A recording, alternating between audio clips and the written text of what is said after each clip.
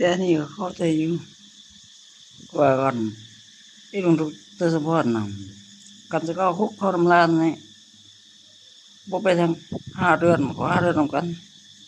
เพื่อนเลยไม่แค่ว่าเขาสั่นต่อ5 เดือน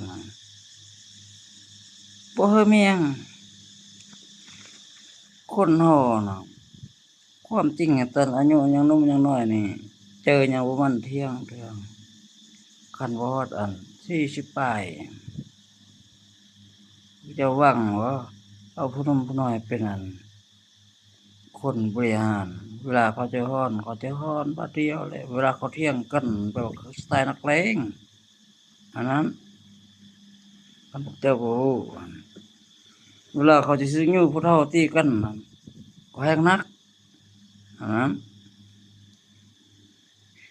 ตัวจริงเลยตะกี้เนาะเขาเอิ้นว่าปู่ซ่อนหลานแต่นี่หลานซ่อนปู่แม่น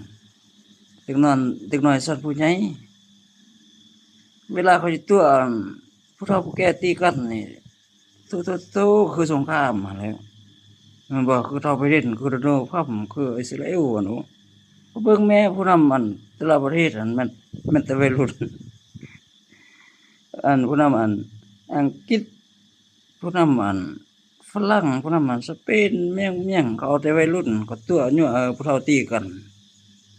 แม่นหยังผู้เจ้าบ่ว่าบ่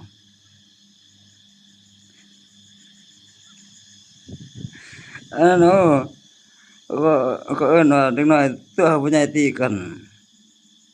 ตีให้เด็กน้อยเบิ่งว่าสุดท้ายเด็กน้อยสิหัวควันฮัลโหล